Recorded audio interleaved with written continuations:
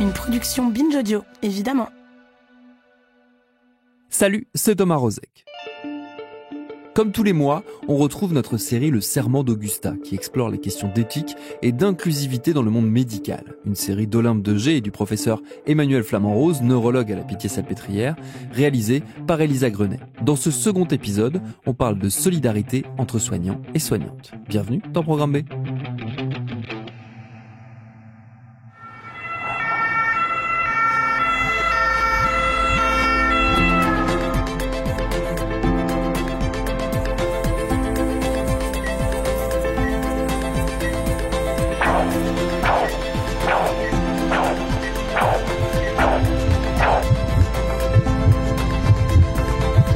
Le Serment d'Augusta, épisode 2. Je cultiverai une solidarité bienveillante et inclusive.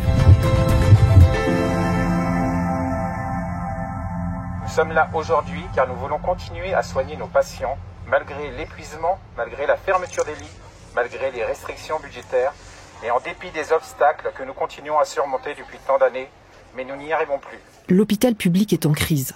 Je le sais, vous le savez, et celles et ceux d'entre vous qui êtes étudiants et étudiantes en santé le savez mieux encore. Guingamp, fermeture du service de chirurgie. Luçon, fermeture du service des urgences.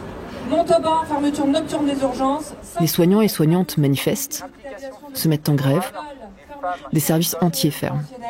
Falaise, Montmorillon, Bailleul, Draguignan, Saint-Calais, fermeture La des mort urgences. annoncée de l'hôpital public.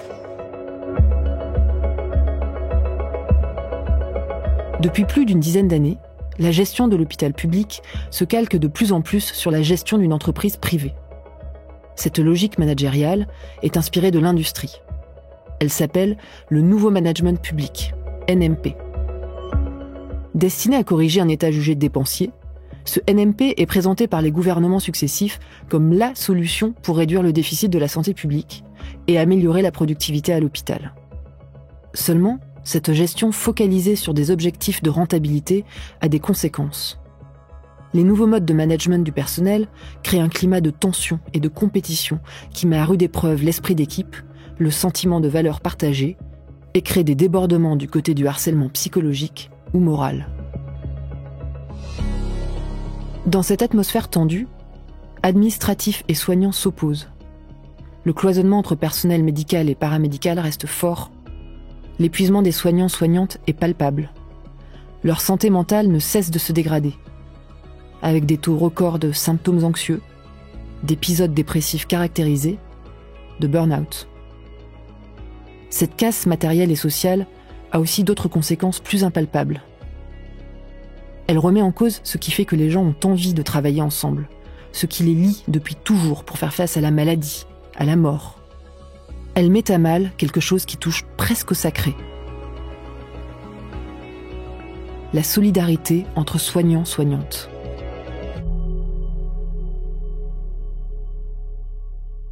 Elle en est où, cette solidarité, Emmanuel ? Cette solidarité, tu sais, je crois qu'elle a eu tendance à se déliter au fil des dernières décennies. En tout cas, personnellement, c'est ce que je ressens. J'ai un peu de mal à le raconter, en fait, parce que ça me rend triste. Puis, j'ai pas envie de faire l'ancien combattant. Et alors, ce délitement, on peut essayer d'expliquer pour des raisons structurelles. Pour moi, le premier facteur, au-delà de l'hôpital-entreprise, c'est l'hôpital-usine.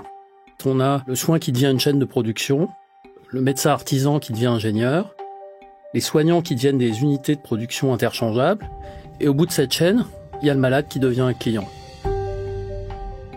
Mais par exemple, tu vois les internes, quand ils veulent changer une garde ou s'organiser pour la continuité des soins, ou quand il y en a un qui a besoin de temps pour lui, tout bêtement, j'ai l'impression que c'est beaucoup plus compliqué qu'il y a 15 ou 20 ans. Et puis il y a un autre truc, c'est le temps partagé en dehors de l'hôpital. Je trouve que c'est moins habituel. Et cette évolution, elle est associée d'une part à une turgescence bureaucratique et d'autre part à l'émergence d'une aversion au risque qui grignote le temps des soignants et qui, finalement, oblitère leur capacité à s'organiser et à faire corps. Je m'appelle Mélanie, je suis infirmière depuis 2008 et depuis 10 ans maintenant, je suis cadre de santé dans un secteur de soins. quand on se retrouve dans des unités où finalement on a beaucoup de postes vacants avec du coup un turnover d'équipe plus rapide que dans d'autres services, c'est là où en fait la solidarité pour moi s'arrête, ou en tout cas est compliquée parce qu'on se reconnaît pas par rapport à nos collègues, parce qu'on n'a pas forcément envie d'être dans cette entraide, parce qu'on connaît pas les gens, et etc., etc. Le deuxième facteur que j'évoquerai, c'est le passage aux 35 heures qui a complètement désorganisé l'hôpital. Ici, il ne s'agit pas pour moi d'exprimer une opinion pour ou contre les 35 heures, mais je veux décrire comment les conditions de leur mise en place à l'hôpital ont été délétères. La conséquence a été une déstructuration du travail des équipes soignantes et forcément on a rogné sur le temps en commun des soignants et sur le temps de formation. Et il a fallu faire le gros dos pour préserver le fonctionnement du soin à court terme, dans l'immédiateté. Moi, je suis Vincent Davy, je suis chef de clinique en neurologie à la Pitié-Salpêtrière. C'est ma 2e année de clinica. Et voilà. Faire un collectif de soins, c'est avoir le même objectif. Et ça peut paraître simple, ça peut paraître basique, puisque à la base, cet objectif, c'est juste de soigner les gens, de prendre soin des gens. En réalité, ça a été fragilisé, je pense, de plein de manières différentes. Les questions qui nous dépassent, structurelles, économiques, les problèmes des politiques d'austérité à l'hôpital, de tout ce qui a un peu quand même obligé les gens du fait de devoir faire plus avec moins toujours, fait qu'on a eu une tendance à fractionner et à plus être capable d'avoir cet objectif global, mais d'être obligé de courir toujours derrière des objectifs de court terme. Ce court-termisme dont Emmanuel et Vincent parlent, il ne se ressent pas qu'à l'hôpital. Il est sociétal. Il est omniprésent. Aujourd'hui, tout semble voué à un pur présent, dévorant tout passé et tout avenir. Je trouve que c'est flagrant, par exemple, dans la façon dont on gère les questions environnementales, telles que le réchauffement climatique, la consommation des ressources de la planète, etc., etc. Malgré toutes les sonnettes d'alarme qui sont tirées année après année après année, on galère à se projeter collectivement et efficacement sur le long terme. C'est ce que l'historien François Hartog appelle le présentisme. Selon lui, cette pensée du court terme est en train de dévorer tous nos rapports au temps. Quand on a le nez dans le guidon, se projeter ensemble vers un objectif commun devient mission impossible. François Hartog revient d'ailleurs sur le concept de crise. Il rappelle que depuis la crise pétrolière de 1973, on vit avec la crise et qu'on en démultiplie le sens partout, dans l'économie, dans l'université et dans l'hôpital donc. Il pose la question: est-ce qu'une crise devenue endémique est encore une crise ? Et nous pouvons nous demander dans son sillage, peut-on vraiment parler, comme on l'entend de plus en plus, de crise systémique hospitalière ?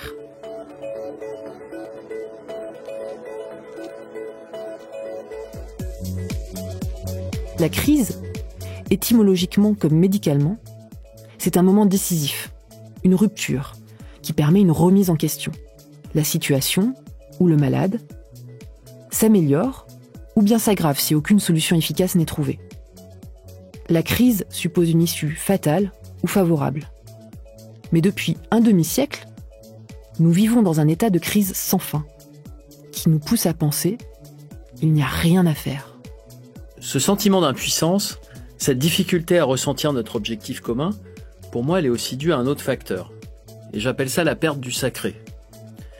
Je me dis qu'on ne peut pas faire communauté s'il n'y a pas quelque chose qui nous dépasse, qui nous lie, quelque chose de sacré, le juste soin donné aux patients, l'effort, le plaisir qu'on a à poursuivre ce petit morceau d'infini. Alors bien sûr, au départ, c'est pas forcément pour ça qu'on devient soignant, parce qu'on n'en a pas idée. Chacun devient soignant pour des raisons qui sont très mêlées. Moi, parfois, je me dis la principale raison, c'est qu'il n'y a pas un autre métier que je pourrais faire aussi bien. Ou parfois, je pense au plaisir enfantin, qui est celui d'apporter des solutions aux patients qui viennent me voir en consultation, même juste quand je leur donne un petit mieux dans leur vie. Et parfois, je pense à la récompense renouvelée de leur regard, de leur gratitude implicite ou exprimée largement avec chaleur. Mais tout ça, ça serait pas assez. Enfin, je veux dire, sur la durée d'une vie, au regard du labeur, des sacrifices, des nuits sans sommeil, je pense que ça suffirait pas. J'ai besoin de sentir en moi chaque matin que je me lève pour partir en mission. Et une mission qui me dépasse parce que rendre un peu de santé ou accompagner la maladie, ça signifie changer des vies. Changer la vie des malades, changer la vie des familles. Cette mission, elle me dépasse aussi pour une autre raison, c'est que c'est quelque chose que je peux pas faire seul. C'est un destin collectif.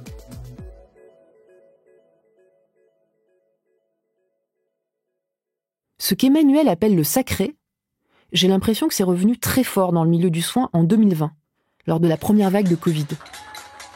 Là, on était face à une vraie crise, à un moment de rupture. Et il y a eu quelque chose de mystique dans les applaudissements de la population confinée pour les soignants et soignantes tous les soirs à 20h.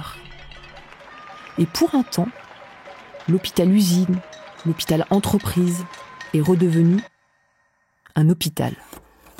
Françaises, Français, cette épidémie qui affecte tous les continents et frappe tous les pays européens est la plus grave crise sanitaire qu'ait connue la France depuis un siècle. La santé n'a pas de prix. Le gouvernement mobilisera tous les moyens financiers nécessaires pour porter assistance, pour prendre en charge les malades, pour sauver des vies, quoi qu'il en coûte.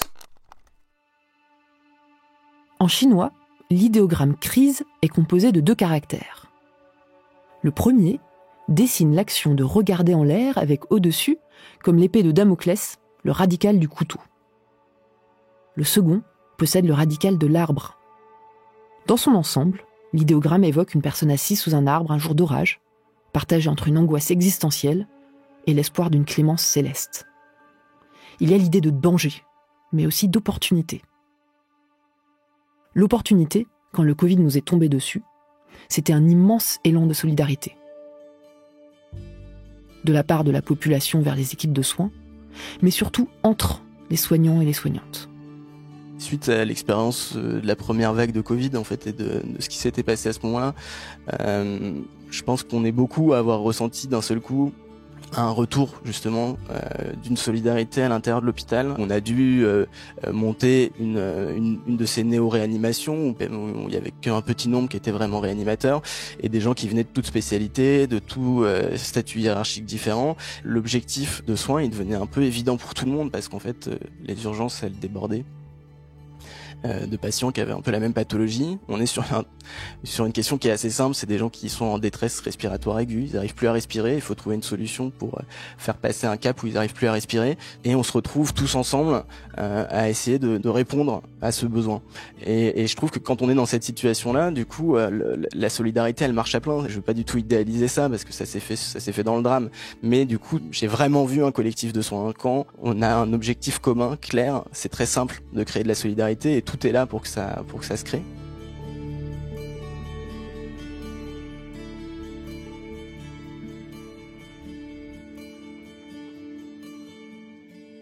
Au moment de la première vague Covid, on a tous eu un sentiment de peur. On partait dans l'inconnu totalement. Partir dans l'inconnu, ça a des inconvénients, mais ça a cet avantage-là qu'en fait, on peut pas faire seul. Et quand on peut pas faire seul, là, forcément, il y a une solidarité qui se crée parce que ce soit entre nous, collègues cadres, ou entre infirmières, aides-soignants ou avec les médecins, il a fallu que là, on se soude encore plus parce qu'on était face à quelque chose qu'on connaissait pas et aussi qui nous faisait peur. Je pense que cette peur-là, elle nous a aidés à être vraiment solidaires entre nous parce que on était inquiets. On a cette trouille, enfin cette peur où en fait on se dit est-ce que je vais y arriver ? Et puis après, on peut pas mettre nos familles en fait. Je pouvais pas leur faire porter de risque en fait. Donc ma décision, et comme beaucoup de mes collègues, après avec beaucoup de difficultés, ça a été que ma famille parte de la maison le temps que moi je travaillais à l'hôpital. Ils sont partis pendant 3 mois. Je sais pas si aujourd'hui c'est toujours la bonne solution que j'ai prise. En tout cas, elle a laissé pas mal de choses difficiles, enfin des séquelles. En tout cas pour mon mari et mes enfants, ça a été vraiment, enfin c'est toujours compliqué en fait au bout de 2 ans. Après cette peur, très vite l'excitation. de finalement réussir ce challenge de cette première vague.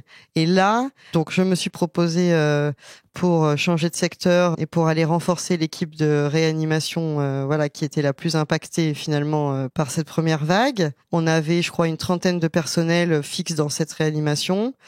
Et là, très vite, on s'est rendu compte que pour ouvrir le nombre de lits qui était nécessaire, il nous fallait 30 personnes de plus. Et là, c'est la panique. On se dit, on va jamais y arriver. Et le lendemain, devant mon bureau, devant le bureau de moi et mes collègues, on avait 30 personnes de province, de cliniques privées, des intérimaires, toutes qui sont arrivées et qu'on dit on fait vous nous faites n'importe quel planning, on vous suit, on est là. Ça, c'est un de mes plus beaux souvenirs, parce que je me suis dit OK, on est vraiment on est tous ensemble là, on va y arriver. Ça va être dur, mais on va y arriver.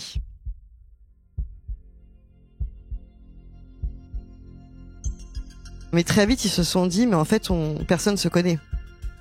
Comment on va faire pour travailler ensemble dans des services de réanimation où, habituellement, le fait de se connaître, en fait que les prises en charge sont beaucoup plus fluides.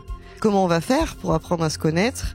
Et là, tout bêtement, parce qu'en plus, on était tellement habillés de masques, de lunettes, de Charlotte, de triple blouse, personne, même les personnes qui se connaissaient habituellement, se reconnaissaient pas habillées comme ça. Et là, très vite, une solution a été trouvée. C'était tout de suite de se mettre en fait soit sa photo, soit son nom, son prénom sur sa blouse, pour qu'en fait on fasse tous partie de la même équipe, quoi. On avait une terrasse dans notre bâtiment et on se retrouvait tous les vendredis soirs avec nos masques bien sûr, mais pour tous passer un moment ensemble. Et il y avait et des médecins et des infirmières et des aides-soignantes, et tous les vendredis on se retrouvait finalement pour décharger de la semaine. Et ça, c'est vrai qu'on le faisait plus, on avait perdu un peu ces moments de convivialité à l'hôpital qui sont finalement hyper importants, de se connaître dans un autre contexte et de se rendre compte qu'on a tous, en tout cas à ce moment-là, on avait tous les mêmes peurs, on avait tous les mêmes excitations, on avait tous les mêmes sentiments finalement. On était tous beaucoup à avoir décidé que nos familles s'en aillent de la maison. Et ça a été un vrai soutien finalement d'en parler ensemble, parce qu'il y a aussi une énorme culpabilité à faire ça, c'est-à-dire de laisser partir, de mettre de côté complètement les gens qui d'habitude nous entourent et qui nous soutiennent. Et là, grosse solidarité entre nous en tout cas.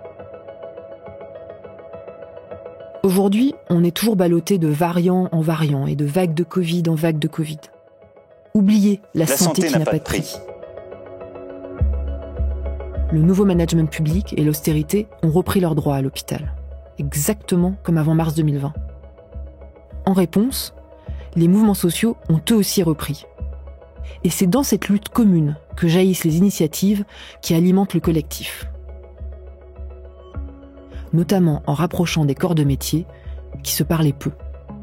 Ce mouvement de défense de l'hôpital, je m'y suis investie pour plusieurs raisons. La première, c'est la peur que notre service public hospitalier s'arrête. En tout cas, que tout le monde ne puisse pas avoir accès aujourd'hui à la santé comme ça devrait l'être. Deuxièmement, la dégradation des conditions de travail. On perd le sens de notre travail. On en oublie pourquoi on est là. Donc ça, c'est difficile. Un des moments forts, ça a été bien sûr une de nos toutes premières manifestations où les médecins ont fermé les consultations, ont fermé les services pour finalement défendre nos conditions de travail. Parce que dans ce mouvement de défense de l'hôpital public, c'est quand même beaucoup sur les conditions de travail des infirmières et des aides-soignantes.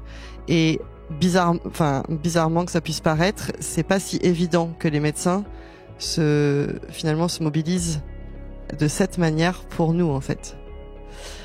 Et ça, déjà, c'est un moment hyper fort de se rendre compte qu'on n'est pas tout seul et que nos médecins sont attachés à ce que nous aussi, on ait tous, en tout cas, des conditions de travail qui soient les plus optimales possibles. Et toutes les corporations, étaient réunies. Et ça, c'est la première fois. Et c'est, pour le coup, un geste de solidarité les uns envers les autres et de se dire qu'on est tous dans la même maison, dans les mêmes valeurs et que sans les uns et les autres, finalement, on n'est rien.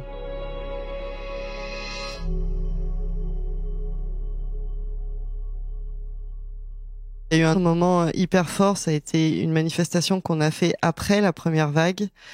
Et je me rappelle, on a manifesté de la Pitié-Salpêtrière jusqu'à la mairie de Paris et on passe boulevard Rivoli, on s'arrête place du Bourg-Tibourg dans le Marais. Il y a eu un discours de fait et là on a commencé à nous applaudir et ça a duré 10 minutes, un quart d'heure. On avait tous les larmes et tous en se disant qu'on avait l'impression d'avoir fait la guerre pendant cette première vague, mais que les gens reconnaissaient ça et qu'on se disait ils vont nous soutenir. Peut-être qu'enfin ils ont compris en fait que vraiment là on l'a fait, mais en donnant tellement de nous que c'est possible sur un court terme, c'est-à-dire sur 3 mois, se séparer de sa famille, faire 9h, 21h à l'hôpital, faire des heures et des heures, faire des heures sup, finalement on a mis de côté finalement totalement notre vie. Ce mouvement, moi en tout cas,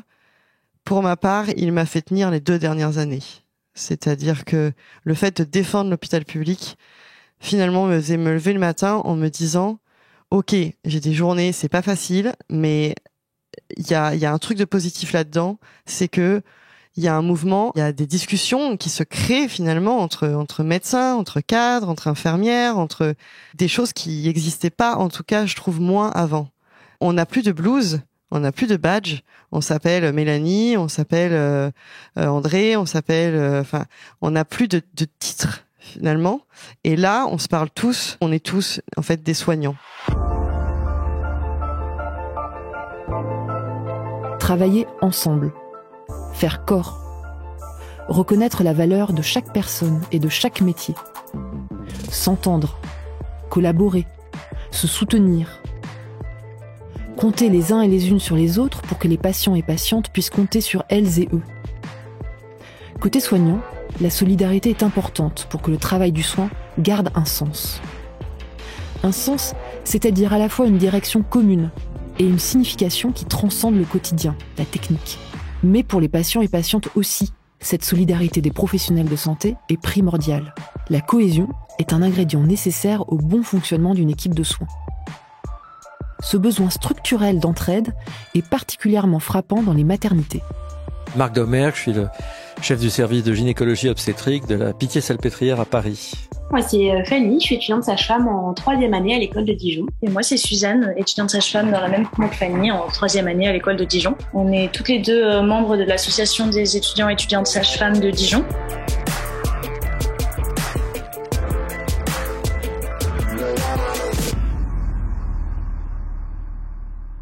Une chose absolument évidente, c'est que l'obstétrique est un sport d'équipe. S'il y a une partie de l'équipe qui fait défaut, plus rien ne marche. Il y a de moins en moins de sages-femmes à l'hôpital parce que les conditions à l'hôpital, on n'a pas assez de matériel, on n'est pas assez soutenu par les autres professionnels de santé. Du coup, il y a de moins en moins de jeunes sages-femmes, jeunes diplômés qui se dirigent vers l'hôpital. Et du coup, il manque de plus en plus de sages-femmes à l'hôpital. Donc, la prise en charge des patientes est détériorée, si ce n'est catastrophique. Là, typiquement, l'exemple, dans notre région, dans le département voisin, il y a une seule maternité. Et là, elle est fermée pendant 1 semaine parce qu'il n'y a plus de sages-femmes. Donc, sur tout un département, il n'y a pas de maternité. Les patientes doivent faire 1h30 à 2 heures de route pour aller accoucher. Alors, je vais vous dire mon point de vue de gynécologue obstétricien. Dans ma vision de, finalement, la naissance, la périnatalité, la venue au monde des enfants, si il n'y a plus de sages-femmes qui fonctionnent dans nos hôpitaux et dans nos maternités, nous allons avoir de gros ennuis, de grosses difficultés. De ce fait, je suis très sensible aux mouvements sociaux qui peuvent venir de cette corporation. Ça fait du bien de voir que d'autres professions puissent justement accepter ces revendications. Chez les personnels de santé en général, à chaque fois qu'il y a des grèves, on fait rien. On met un badge en grève et puis on soigne les gens comme d'habitude. Donc, une des idées a été qu'il y ait un jour donné, il y ait vraiment le nombre minimum de sages-femmes dans le service. Au départ, on avait eu les yeux plus gros que le ventre, on avait dit aucun problème, on va faire une journée avec 0 sage-femme. On s'était partagé le boulot, etc. Puis on s'est rendu compte que on n'y arriverait pas parce que on n'allait pas savoir faire le boulot. Donc, effectivement, on s'est partagé le boulot, mais on a gardé des sages-femmes en rescue pour ce qu'on ne saurait pas faire. Une des particularités des sages-femmes, c'est qu'elles savent à la fois s'occuper des mères et s'occuper des nouveau-nés. Une des particularités des gynécologues obstétriciens, malgré toute leur bonne volonté, c'est que devant un nouveau-né, ils sont extrêmement démunis. Voilà, je suis arrivé le matin, j'avais un peu révisé dans la soirée, et il n'y avait pas trop de femmes en salle de naissance, parce qu'on n'avait pas mis de déclenchement. Il y en avait 2. Mon co-sage-femme, on a pris chacun une femme enceinte. On avait très attention à ne pas faire de bêtises, on avait mal à la tête, il fallait bien remplir les dossiers, etc. Pour moi, la bonne nouvelle, c'est que l'accouchement n'a pas été normal. Donc, je me suis retrouvé dans mes repères habituels et il y a eu une extraction instrumentale, enfin une aide à la naissance. J'ai fait quand même appel à la sage-femme qui était de sécurité en salle de naissance, en disant je pense que ce nouveau-né va pas trop mal, mais vraiment là, une petite aide serait utile. Voilà comment ça s'est passé. Notre formation de base, elle est peu connue, que ce soit par le public en général, mais aussi par le public hospitalier. Par exemple, quand on entre en médecine, on est obligé de faire un stage infirmier pendant l'été entre la première année et la deuxième. C'est quelque chose qui est bien, je trouve, pour se rendre compte aussi du métier, mais il ne faut pas oublier que les médecins ne seront pas forcément amenés à travailler avec des infirmiers, infirmières, et que justement les gynécologues seront plutôt amenés à travailler avec des sages-femmes, et que jamais dans la formation d'externe ou même d'interne en gynéco, ils vont proposer de faire des gardes avec les sages-femmes. Les médecins souvent ne savent pas, font pas la différence entre une sage-femme et une infirmière. Donc déjà il y a une différence de reconnaissance sur notre statut, sur nos droits, le droit de prescription et tout ça. Et je pense encore plus sur le fait que toute notre formation est tournée autour des femmes et du respect des femmes. Le respect des femmes, on va y venir. Parce que ok, la solidarité fonctionne au moment où on a le plus besoin. Mais quand on prend le temps du recul, on ne peut pas dire qu'elle soit parfaite. Avec ma sensibilité de féministe, je me demande comment la solidarité entre soignants-soignantes peut s'exprimer dans un contexte où les violences sexistes sont légion et bien trop souvent tolérées, tout particulièrement dans le corps médical. Une étude récente de l'association Donner des ailes à la santé, E2LES, indique que 80% des femmes médecins ont déjà subi des propos choquants, des gestes inappropriés. Près de 7 femmes médecins sur 10 ont déjà vécu des paroles, attitudes, commentaires, blagues à connotation sexiste sur leurs compétences professionnelles, leur physique, leur apparence ou leur tenue vestimentaire. Un tiers ont été victimes de gestes à connotation sexuelle, voire d'attouchements. Un quart ont fait face à des pressions pour obtenir des faveurs sexuelles. 17% se sont retrouvés dans des situations d'agression sexuelle. C'est au moment de l'internat que les femmes médecins interrogées se sont senties les plus discriminées, à 59%. À l'externat, elles sont 55%. À ce stade, difficile de ne pas se tourner vers la culture carabine.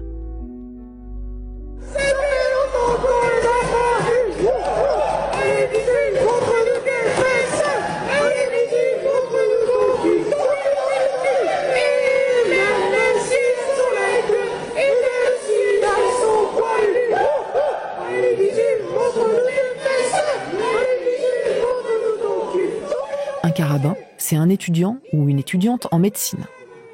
Il y a plusieurs hypothèses à l'origine de ce mot. Je vais vous raconter ma préférée. Carabin viendrait du mot médiéval escarabin, qui désignait un scarabée fouisseur. Et par extension, les croque-morts. Comme l'enfouissement des cadavres était souvent accompli pendant les épidémies de peste par les étudiants en médecine, le surnom leur serait resté. J'aime bien cette hypothèse étymologique parce qu'elle nous propulse tout de suite dans le rapport très particulier à la mort des apprentis médecins.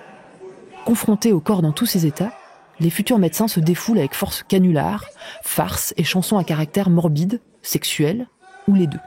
Cette culture carabine, qui bat son plein dans les salles de garde, est présentée comme un exutoire nécessaire au corps médical.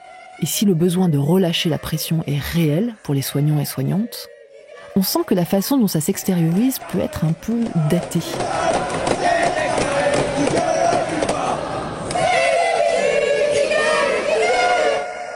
Pour parler de la culture carabine et de son impact sur les solidarités à l'hôpital, j'ai rencontré Myriam Dergam à la fac de Saint-Étienne, où elle est interne en médecine générale, mais pas que. Elle a aussi un master en sciences politiques et elle porte un projet de recherche sur les risques psychosociaux chez les étudiants et étudiantes en médecine. En 2020, elle a publié dans la revue Médecine un article intitulé « De l'esprit carabin aux discriminations en santé ». L'esprit carabin, c'est quelque chose qui s'apprend vraiment tout au long des études de médecine. Et donc, il y a tout un fantasme autour de ce que c'est, autour des gardes, autour des salles de garde, autour de l'humour, autour de ce que c'est qu'être médecin, enchaîner les nuits, être plein de café, enfin, toutes ces petites choses-là. Et finalement, c'est ce qu'on appelle un processus de socialisation anticipatrice. C'est que on a tellement cette image qu'on va chercher à la développer et à s'intégrer dedans. Mais comme l'esprit carabin, c'est aussi toutes ces blagues sexistes, racistes et discriminatoires au sens large. Quand on arrive en deuxième année, on trouve ça cool, on se dit, ben oui, nous on soigne tout le monde, du coup, c'est flirter un peu avec l'interdit quand on chante des chants qui sont ouvertement racistes, ouvertement sexistes, mais qu'on se dit, ben finalement, nous on sait qu'on ne l'est pas. Sauf que la réalité, elle est malheureusement pas aussi jolie. En médecine, on est majoritairement des gens privilégiés, c'est-à-dire qui ne subissons pas beaucoup de discrimination d'une certaine classe sociale, d'une certaine identité de genre. Donc finalement, c'est pas quelque chose qu'on va réellement ressentir. Et quand c'est pas remis en question, les travaux sur l'humour, notamment de Ford, montrent que être exposé à un humour discriminatoire rend les gens de plus en plus discriminatoires. Les travaux auxquels se réfère Myriam, ce sont ceux de Thomas Ford, chercheur en psychologie à la Western Carolina University. Il a conduit une série d'expériences pour savoir si l'humour discriminatoire peut avoir concrètement des conséquences négatives. Lors d'une première expérience, il a exposé des hommes à des contenus humoristiques sexistes. Chez les hommes féministes, l'humour sexiste n'a eu aucune influence. En revanche, parmi deux groupes d'hommes ayant un même degré d'hostilité à l'égard du féminisme, ceux qui ont été exposés à de l'humour sexiste ont ensuite davantage exprimé leur aversion au féminisme. Selon Thomas Ford, l'humour sexiste n'est pas un amusement bénin. Il permet de se sentir à l'aise avec des comportements sexistes sans avoir peur de la désapprobation de ses pairs. Ford a également démontré que lorsqu'une personne a une perception négative d'une minorité, l'exposer à des blagues discriminatoires la libère de ses inhibitions et lui fait même ressentir une certaine légitimité à discriminer la minorité en question. Cet humour cible souvent des populations qui sont sociologiquement défavorisées, c'est-à-dire les femmes, c'est-à-dire les personnes racisées, les personnes trans, les personnes handicapées. C'est un humour qui n'a rien de subversif. C'est rire des personnes qui sont déjà en situation de détresse et dont tout le monde se moque. Un humour subversif aujourd'hui, ce serait de rire des puissants. Ça perpétue des clichés de culture du viol, ça perpétue des clichés racistes, ça perpétue des clichés sexistes, classistes, transphobes, en tout cas des clichés discriminatoires dont les patients seront les premières victimes. Et dont finalement nos confrères et consoeurs sont aussi les victimes. On peut faire mieux comme humour si, soi-disant, on est si intelligent. Cette culture carabine qui se veut fédératrice l'est en fait très peu, puisqu'elle exclut plus qu'elle n'inclut. Et ça, il y a des médecins qui aimeraient bien que ça change.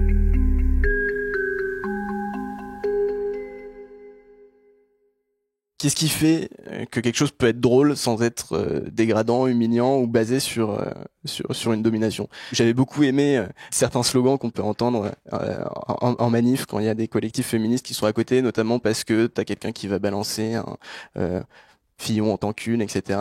Et des gens qui crient derrière non, la sodomie, c'est entre amis. Et je trouve ça honnêtement drôle. Au contraire, c'est plus disruptif finalement que le classique on t'encule, de dire non, on t'encule pas, la sodomie, c'est entre amis. Et ce que je veux dire, c'est que pour moi, c'est un bon exemple de comment tu pourrais garder cet esprit, ce rapport-là à une liberté de ton, ce rapport-là à une forme d'hypersexualité ou qui tout en ayant un truc qui soit émancipateur, quoi. Et où du coup, je suis sûr que beaucoup plus de gens pourraient s'y retrouver, beaucoup plus de femmes notamment, parce que je veux dire, merde, quoi, on est 60% de femmes, quel sens ça a que toutes nos chansons elles soient faites du point de vue d'un homme. Grâce à Vincent, je me suis glissée dans une salle de garde de la Pitié-Salpêtrière. Et moi que la sexualité amuse et réjouit, Je dois dire que j'ai eu la surprise d'aimer voir les fresques pornographiques. Déjà, je les ai trouvées hyper belles. Et puis j'y ai vu des rapports sexuels entre tous les genres, tous les sexes, sans notion de domination ou d'humiliation. C'était une grande partouze joyeuse qui s'étalait sur les murs, du Hieronymus Bosch du cul, la violence en moins, la joie en plus. J'ai pris des photos des vulves peintes, des scènes de cunis, des godes, en me disant que c'est rare et assez émouvant en fait de voir s'étaler un rapport aussi libre au corps, au sexe. Je comprends pourquoi les médecins tiennent à cette culture carabine. Elle est porteuse de joie, de lâcher prise. Comment garder cet aspect jubilatoire, libre, joyeux, en évitant que les blagues, les fresques, les chants créent encore plus d'antagonisme que ceux que vit déjà l'hôpital aujourd'hui? Emmanuel, t'en penses quoi? Est-ce qu'on peut réinventer cette culture carabine pour qu'elle permette de cultiver la cohésion et les solidarités? Bah oui, je pense qu'on peut la réinventer. Et moi, si je dois la rêver, la culture carabine du futur, j'aimerais qu'elle garde cette tentation de liberté, de subversion, de l'excès, et surtout ce parfum de carnaval. C'est quelque chose que je trouve vraiment super important. Cette culture, il faut qu'on se la réapproprie, mais peut-être d'une façon un peu plus inclusive. Et puis, je pense que c'est important parce que c'est quelque chose qui nous permet de nous défaire pour un petit moment du lien permanent qu'on a au tragique dans nos métiers. Elle peut nous offrir un espace protégé, protecteur, et puis ça serait bien que cet espace il soit aussi égalitaire. Mais en fait, tu sais, je crois que cette nouvelle culture carabine version 2022, elle existe déjà. Il y a des étudiants et des étudiantes qui se battent avec de l'humour et de la poésie pour la révolutionner. Je m'appelle Merwan, je suis étudiant en 4e année de médecine et Faluchard depuis 2 ans et quelques. Moi, c'est Iris, je suis étudiante en 5e année de médecine. Je suis aussi Falucharde et il s'avère que ensemble, à un moment, on était croix de la Falu.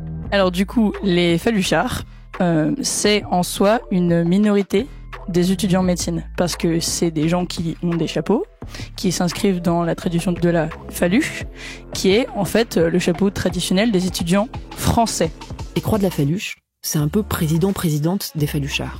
Pour moi, tout ce qui est chanson paillarde, c'est une tradition orale, donc une tradition orale par essence, ça évolue constamment. Juste à un moment, on s'est dit on va l'écrire, on va faire un livre. Un bréviaire qui réunissait les paillardes qui sont chantées à la fac. C'était à notre tour de refaire une édition et à ce moment-là, on s'est dit en vrai, est-ce que on pourrait pas changer quelque chose? Et en fait, on s'est rendu compte qu'il y avait pas mal de chansons qui nous dérangeaient et qui nous paraissaient vachement bizarres, qu'on chantait jamais. Et c'était des chansons souvent qui paraissaient assez violentes, enfin voilà, qui en fait qui nous faisaient même pas rire, tout simplement. Donc là, on s'est dit si on ne les chante plus naturellement et que ça ne nous fait pas rire, à quoi ça sert de les garder? C'est une chanson qui parle d'un gars qui rencontre une fille dans une calèche. Voilà, bon voilà, il prend la calèche, il est là aussi, comme si on prenait un Uberpool. Et le mec lui dit, mais branle-moi et je te donnerai 100 €, grosso merdo. 100 louis d'or, un peu plus. Et là, la fille lui dit non. Et là, il insiste. Elle finit par dire oui. Ensuite, il lui dit, mais alors, en fait, pour avoir 100 louis d'or, maintenant, il va falloir qu'on couche ensemble. Et là, je le dis avec poétesse, enfin, plus de poésie, quoi. Et là, il dit, elle dit non, puis elle finit par dire oui. Ensuite, il dit, ça ne suffit pas, en fait. Il va falloir que je t'encule. Et, etc., etc., etc. Et au final, à la fin, il fait une petite blague parce que, elle a jamais eu les 100 louis d'or, mais lui, il va voir le docteur et il a attrapé la syphilis. Donc, au final, c'est lui qui va devoir payer à son docteur la 100 louis d'or. Mais ça ne suffit pas, en fait. Ça ne suffit pas comme morale à la fin. Parce que la fille, elle s'est violée, en fait. Moi, ça me suffit pas. Non, moi, ça me fait tiquer comme chanson. Donc, ce genre de chanson que, de toute façon, personne n'a chanté, même si l'air est très beau. Bah, voilà, on l'enlève. Enfin, nous, on a décidé de l'enlever parce que, en fait, on s'est dit, ça vaut pas le coup, de toute façon. En fait, pendant notre mandat de Croix, on avait pour objectif que tout le monde se sente bien et que n'importe qui puisse venir et passer un bon moment. Et en fait, si tu viens et que y a des gens qui chantent en t'humiliant, bah, ça donne, enfin, c'est pas forcément très sympa. Donc on s'est dit, on avait vraiment pour objectif que tout le monde puisse venir, et parce que nous, on est ouvert à tout le monde et c'est fait pour tout le monde. C'est Charlotte. Elle se branle. Bon. Donc, super sympa, elle se branle, elle raconte toute l'histoire de branle Charlotte avec une carotte. Et le dernier couplet dit, ah non, elle s'est coincée la carotte dans le vagin. Et donc là, ils disent, la prochaine fois, tu prendras le vie d'un beau garçon et ça sera bien mieux. Tu verras que ça sera mieux. Sauf qu'en fait, non, c'est trop marrant de se branler. Vive la branlette. Et du coup, ce Faluchard, il a réécrit branle Charlotte, branle, ça fait du bien. Branle ma chère, branle jusqu'à demain, à demain. Mesdemoiselles, vous l'aurez donc compris, vous n'avez pas besoin d'un homme qui nique, ni d'avoir par un légume le compris. Prenez un god, c'est bien plus hygiénique.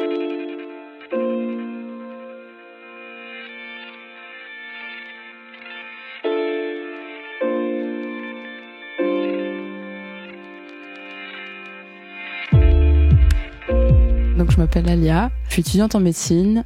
L'année dernière, j'étais en 4e année de médecine et j'ai donc eu le plaisir de découvrir les chambres de garde. Et il y avait un dessin obscène sur un mur à côté de la fenêtre qui au départ en fait était pas obscène, c'était juste un koala sur un arbre. Et puis il y a quelqu'un qui a rajouté une femme qui du coup se faisait pénétrer par une branche de l'arbre et ça m'était insupportable. Donc pendant ma garde, je mettais un tissu au départ dessus. Et pendant toute la durée de mon stage, je me disais il faut que je veux repeindre ce mur pour qu'il y ait plus ce dessin-là. J'avais préparé un pochoir du visage d'une femme. Je l'ai pas fait seule, j'étais avec une amie du coup qui avait été tentée par l'idée et qui elle a plutôt écrit des messages sur les murs de la chambre. Elle avait écrit médecine inclusive et holistique, par exemple, sur les murs. Elle avait écrit des slogans queer et LGBT aussi sur les murs. J'ai repeint le dessin afin de le couvrir en couleur jaune et puis j'ai mis mon pochoir par-dessus en bleu. Dans un sens, c'est dans le but de changer la culture commune que j'ai fait ça. Parce que pour moi, cette culture-là correspond pas à nos études, puisqu'on apprend les mystères de nos propres corps et du corps des autres. Et dans notre pratique, on est tout le temps en face des autres et de la complexité en fait de l'être humain. Et pour moi, ça s'associe à une approche qui doit être respectueuse, mais aussi inspirée quelque part par quelque chose de beau. Enfin, de rechercher quelque chose de beau dans notre approche médicale. J'ai le sentiment que les solidarités à l'hôpital jouent le rôle d'un safe space pour les soignants et soignantes. Comme un espace de sécurité où ils et elles peuvent enfin baisser la garde. C'est peut-être pour ça qu'il est si important de cultiver des solidarités inclusives, ouvertes, pour que chacune puisse s'y sentir accueilli, entendu et y trouver du soutien. Se sentir safe, ça a aussi une vertu pour les soignants et soignantes, celle de permettre de se décentrer, pour mieux se centrer sur les patients et patientes. Finalement, Emmanuel, ces personnes qui viennent consulter chaque jour, est-ce que ce sont pas elles qui donnent du sens au travail de chaque soignant et soignante ? Moi, je me dis, c'est les moments vécus avec elles et eux qui confinent, j'ai l'impression, au sacré dont tu parlais. Comment tu fais pour cultiver ce sens du sacré, toi ? Pour tisser du lien entre soignants et soignantes ? Moi, ma piste, c'est les histoires. Parce que tu vois, les histoires, je pense que c'est le truc qu'il nous faut pour pouvoir partager ce qu'on vit, partager nos préoccupations, nos tourments. Parce que tu vois, on est toujours au contact du tragique, de la maladie, de la mort.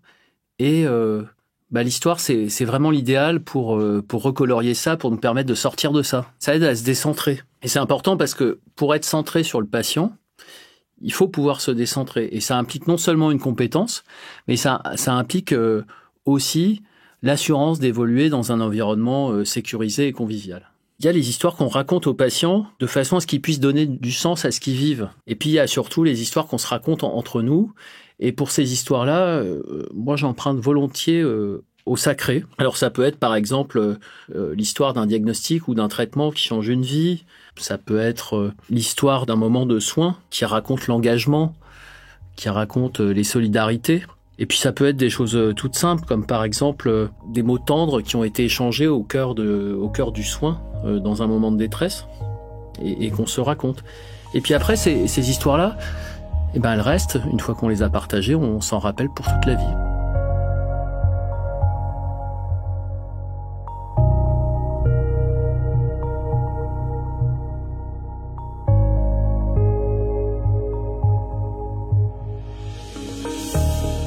Je vais continuer à filer la métaphore du sacré, Parce que ces histoires partagées, en fait, nous donnent ce petit supplément de joie qui est vraiment précieux pour le regard que nous posons sur nos patients et sur notre métier.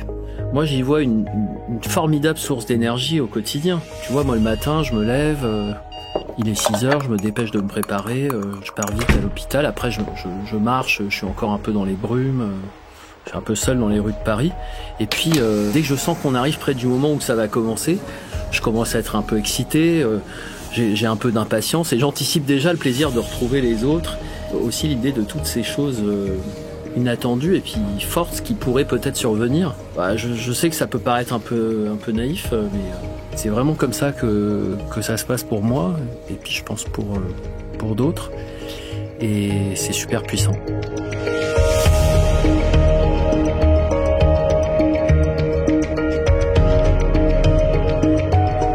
Le Serment d'Augusta est un podcast de Binge Audio, un hors-série Programme B en partenariat avec la faculté de médecine Sorbonne Université, écrit par Olympe de G et Emmanuel Flamand-Rose, avec la participation de Rosane Le Saint, réalisé par Elisa Grenet et produit par Anaïs Daïka. En supervision, David Carzon, directeur de la rédaction de Binge Audio.